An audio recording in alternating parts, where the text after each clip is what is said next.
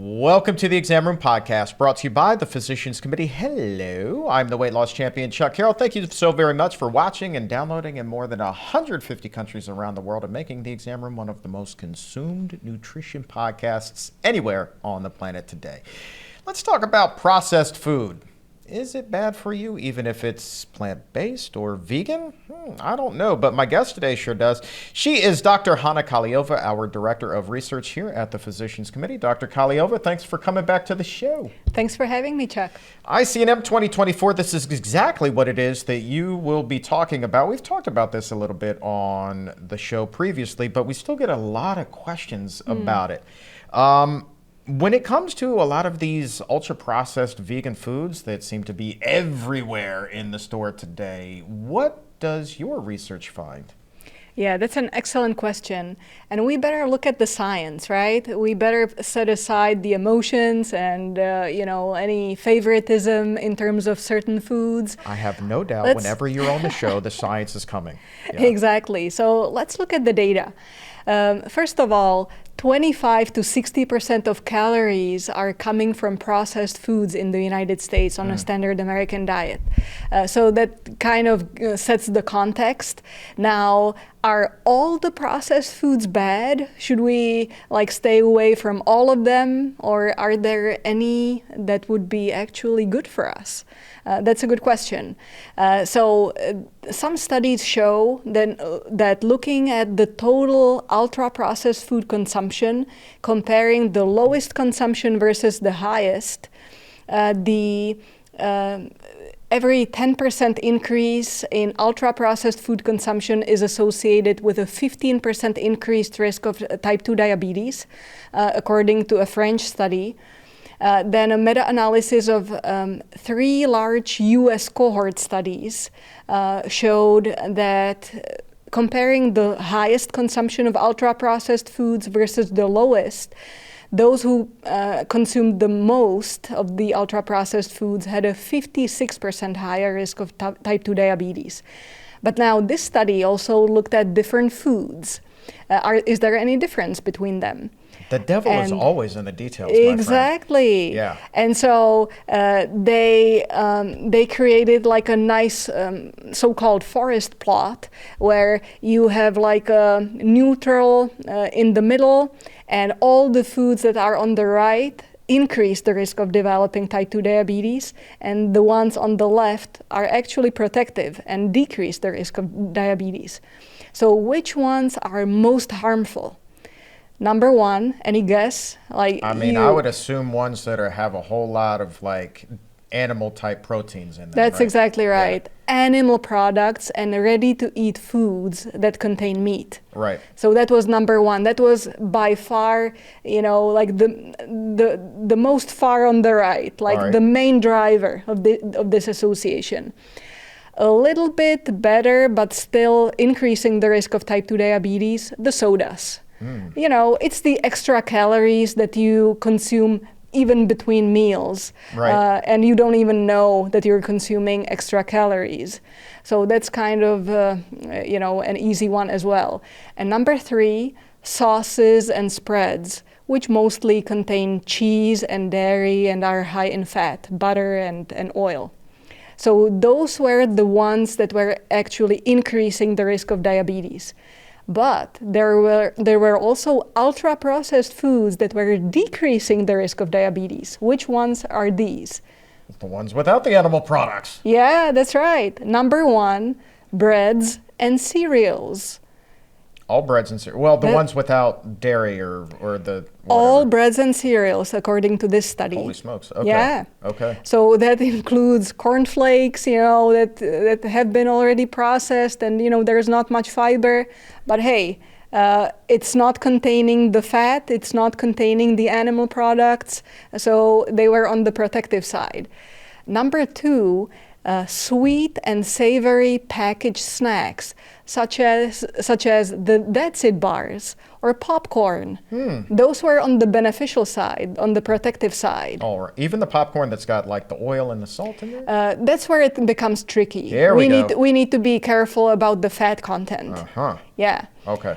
And then one more food that was on the protective side was also yogurt. Now, they were not super specific about, like, did it include non-dairy yogurts? Anyway. Really, they lumped like coconut, almond yogurt in with like the regular dairy yogurts? Yeah, we don't have the details, like what exactly was included in this category. Yeah. Interesting. Not even between Greek yogurt and regular yogurt. They didn't break no specifics there. That's right. Yeah. I need to dive deeper. But anyway, I digress, as you were. But the takeaway is not all processed foods are created equal. Some are definitely increasing the risk of type 2 diabetes, but some are actually protective and are decreasing the risk of diabetes. Now, these findings were also confirmed by another study, by an analysis from the EPIC study, which is a large cohort study that included more than 266,000 people. And they were looking not only at the risk of diabetes, but also cardiovascular disease and cancer. And they were looking at people who developed at least 2 of these conditions. And again, they found out that total ultra-processed food consumption was associated with an increased risk of developing these conditions. And they also looked at the specific foods. And the ones that were harmful and increasing the risk of type 2 diabetes were exactly the same as in the previous study. So the number one driver of this association was the animal foods and the ready-to-eat meals that contained meat. Number 2, sodas. And number 3, sauces and spreads that contain a lot of fat and cheese and dairy. All right. And in this study, breads and cereals were also protective and decreasing the risk of type 2 diabetes and cardiovascular disease and cancer. And there was a clear trend for the plant-based alternatives, meat alternatives, to be protective, but it didn't quite reach the statistical significance. Okay, so if you were to get like a Beyond Burger or Impossible Burger, right? We saw like a little bit, but not enough to say, wow, this is a home run. That's exactly right. Okay, all right. And I wish that we could drill a little bit deeper into this too in terms of cereals, because I think that there's a big difference between Corn Pops and, Bran Flakes, or Corn Flakes, as you said, or Cheerios. I would think that there's a big difference, even just looking at those ingredients, Absolutely, and that's why it's fascinating that in these research studies, they lumped them all together and they got the protective effect, because most people are not as health conscious, I would argue. Right. Like when you look at the consumption in the United States, the average Joe, they probably don't go for, the healthy stuff most of the time. So that includes the cereals with the toy, Yeah.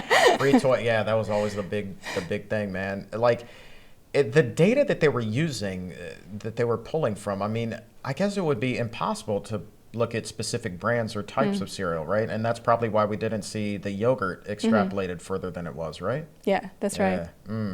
So I'll ask you the same question that we just asked our friend Dr. Hana Kahleova. If you were designing this study, we got some interesting data here. How would you set it up differently to make sure that the findings might be a little bit more concrete? What I believe would be helpful is dividing up the foods in the categories of the ultra-processed foods, which is, by the way, called the NOVA classification as the widely used system for categorizing the foods, where category number 1 is unprocessed and minimally processed foods that would include fruits and vegetables and whole grains and legumes. But according to the classification, it also includes meat and dairy. How can you lump them together? Okay, anyway, category number 2 includes salt and sugar and oil and butter. But it doesn't really differentiate between the quantity nor quality. So let's say, and by combining the foods from category number 1 with the ingredients in category number 2, you automatically get food in category number 3. So let's say you make air popcorn and you sprinkle a little bit of salt. That becomes a processed food from category number 3. And it'll be in the same category as if you just drench it in butter, you know. So there's like clearly some, lack of differentiation between the foods, I would say, in the NOVA classification. So category number 3 includes cheese but also bread from the plant kingdom, and canned fruits and vegetables, also canned meat, kind of on the same level with the canned vegetables, which is kind of funny. And then finally, category number 4 is the ultra-processed foods. That's the supposedly most harmful one. That includes processed meats, where we would agree that this is the most harmful category. So hamburgers and hot dogs and, all the processed meats. But it also includes baby formula. It includes ice cream, cookies, chocolate and chips. You know, some of these foods may be high in fat, but some of them, like cookies, you can prepare pretty healthy cookies at home. You can have a healthy vegan sorbet that would be technically considered class number 4, but still it would be healthy. So where I see the major point where this classification needs improvement is differentiating between the foods based on origin and categorizing them into animal and plant-based products. And that's actually what we did in our study. We looked at the data from 244 overweight people who were assigned to either follow a low-fat vegan diet or stay on their usual diet for 16 weeks. And as expected, people on the usual diet didn't change their weight, but people on the vegan diet, they lost about 14 pounds on average. That's about a pound a week. And we looked at all the NOVA categories, but we also differentiated between the animal and plant-based products. And what we found out was fascinating. So of course, the animal product consumption decreased dramatically in the vegan group in all the categories, 1 through 4. Right. And now we looked at was each category also related to changes in body weight. And we found out that animal product consumption across the categories, the lower, the better for weight loss. So regardless of the NOVA classification system, the lower the animal product consumption, the better for weight loss. Gotcha. All right. Continue on, because there's a lot to unpack here. Continue on. On. And then we looked at the plant foods. Now, in the plant kingdom, the category number 1 increased dramatically on the vegan diet. So those are the unprocessed and minimally processed foods, the fruits and vegetables and whole grains and legumes. So people really increased their consumption of these dramatically. And there was not such a big difference in categories 2, 3, and 4 between the groups. So the major difference between the groups was this category number 1. And this category, the more the better for weight loss. But we also found out that the less oil, the better for weight loss. So that would be the category number 2. The less oil, the better for weight loss. And interestingly, we didn't see any association of the processed or ultra-processed food consumption in the plant kingdom with weight loss. No association is much better than the association with the animal foods, where the less the better. For sure. So we didn't see any of that in the processed plant foods. For sure. Okay.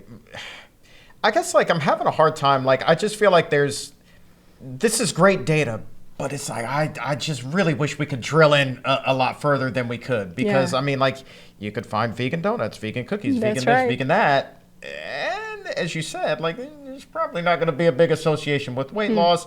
Maybe it might help another biomarker or two, but you could probably do a lot better. You could probably do a lot better. And recently, like, I've been looking at things, and really, the NOVA classification system is great. I don't think that the average person is going to be like, ooh, yeah. So I like to look at red foods, yellow foods, green foods, traffic light system. I was just having, again, the same conversation with Dr. Monica Agrawal. So just in your estimation, if you're looking at red foods, which are like really bad for you, right? You think like double Big Mac, that kind of stuff. Yellow foods is, they might help you, they might not. Green foods is, we know for a fact that these are healthy.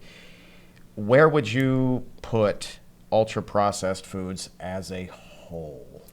Oh, that's exactly where we need to differentiate. Right. So good answer. On the right, with the green foods, those would be the fruits and vegetables and whole grains and legumes, Right. all the ingredients of a whole food plant-based diet. On the red side, on the left, those would be the animal products.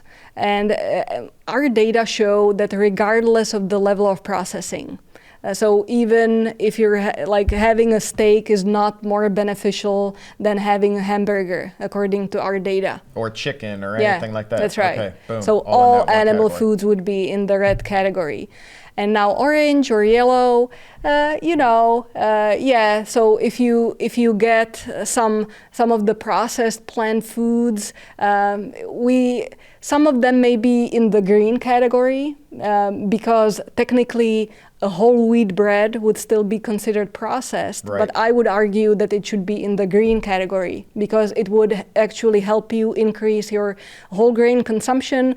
Whole grains have been shown to reduce the risk of dying from any cause by 18% and the risk of dying from cardiovascular disease and cancer. And yet only 2% of Americans meet the recommended 3 servings per day of whole grains. So I would argue that whole grain, whole bread and whole grains, even if they're processed, should be in the green category. Gotcha. Now, with the white flour products, I would probably consider them like yellow or orange because they don't provide a lot of nutrients. Oftentimes, there is a lot of salt. We need to look for a fat content. That's especially where it gets tricky. So it's not only the level of processing, but what kind of processing. Right. If you're adding a lot of fat, then they would be probably moving toward the red category. Right. I was just going to ask, like, what if that bread is made with eggs or there's milk in there, right? So now you've got those animal products. Does that then shift it over into the red category? Unfortunately, yes. Okay. Yeah. All right. Then you would move toward the red category. Gotcha. And the same goes for fat. All right. All right. Let's put a pin in that. And while I've got you here, I also want to talk about some information that hot off the press, just published, paper on AGEs, Advanced Glycation End Products, a term that I was unfamiliar with until you talked about it here on the show. Refresher, what are AGEs? AGEs are the harmful substances in our body that age us. Okay. AGEs age us, right? Gotcha. And so the older we get, the more AGEs we have in our body. If you've been to New York City on a hot summer day, you've probably noticed some trash and some trash bags that were just, the smell was really bad. It's a thing.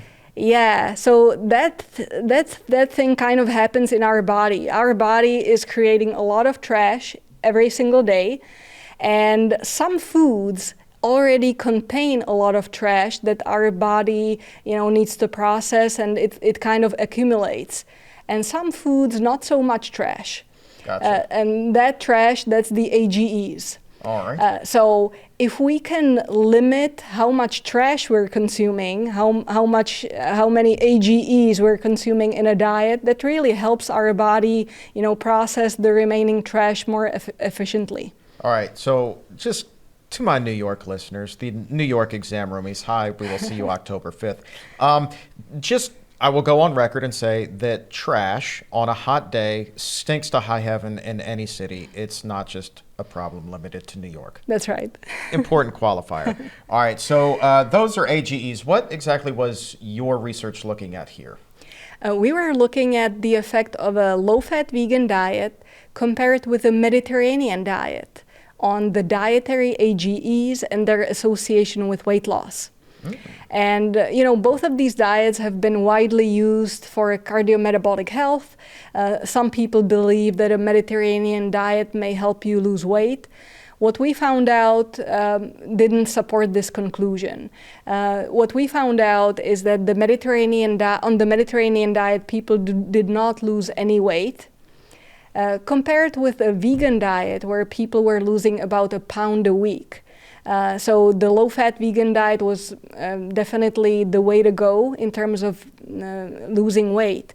Now, why did people lose weight so efficiently on the vegan diet? Because it was lower in fat? Yeah, well, and you know what? The fatty foods are the main source of the dietary AGEs, of the trash, from the trash source of the in our diet. Right. So you're on to something. So what we saw was a significant reduction in the AGE consumption on a vegan diet by 73% compared with the Mediterranean diet. And that's significant. This reduction in the dietary AGE consumption was also associated with weight loss. So the more you reduced your consumption of the trash in the foods, of the AGEs, the better your weight loss. Now, which were the major sources of the AGEs in the study, and what differentiated the Mediterranean diet from the low-fat vegan diet? It was the animal products, the meat. Even though on the Mediterranean diet, the white meat is emphasized and people eat more fish and chicken. Right. Still, these are major sources of dietary AGEs. So that was able to explain 41% of the difference between the diets. Number 2 was added fat. Especially olive oil, which is a major fat source on the Mediterranean diet. People were eating 4 tablespoons of olive oil on the Mediterranean diet, and we were minimizing all oils on the low-fat vegan diet. So that was number 2, able to explain about 27% of the difference between the diets. And number 3 was dairy. So a Mediterranean diet still includes low-fat dairy, while the vegan diet doesn't contain any. So that's really interesting. So you said that the difference between the low-fat vegan diet and the Mediterranean diet, the reduction in AGEs was what again? What percent? 73%. 73%. Now, the Mediterranean diet is by and large thought of as a healthy diet. That's Compared right. to the typical diet, it is a huge step in the right direction. What do you think the reduction in AGEs would be from that typical diet versus the low-fat vegan diet? I'm sure that it's an even greater number. That's exactly right. In another study that we did, the reduction from a standard American diet was almost 80%. Yeah. So, still a larger difference. That's amazing. That's amazing. So what is the end result then for our health if we get these AGEs out of the diet? We take the trash out of the diet. What's the end result in terms of the person's health? Well, would you like to get younger, Chuck? I mean, who wouldn't, Dr. Kahleova? Yeah, so if the AGEs are aging us, if they increase the risk of all the chronic diseases such as diabetes and cardiovascular disease and cancer, and we can actually reduce the risk, and we can help our body process the trash more efficiently, and we can actually not only slow down the biological aging, but even reverse it a little bit in terms of the AGE content, in terms of the trash that our body accumulates. Hey, I'd take it. Hey man, look, poor Oscar the Grouch may not be happy about this, but I certainly am. I think that's great. I wish that we had more time. We'll leave it at that, but we've got a link to the paper down below in the show description in the episode notes. You and your team, you're always so busy. What's next, Dr. Kahleova? Well, next we'll be looking at the ultra-processed foods on the vegan and a Mediterranean diet. So. Oh, you're kind of combining the okay. That's right. All right, there we go. All right, Dr. Kahleova, stay tuned for that one. That's going to be really interesting. Yeah, I like I'm looking forward to it. You're the best. Always love having you here. Thank you so much. Thank you, Chuck.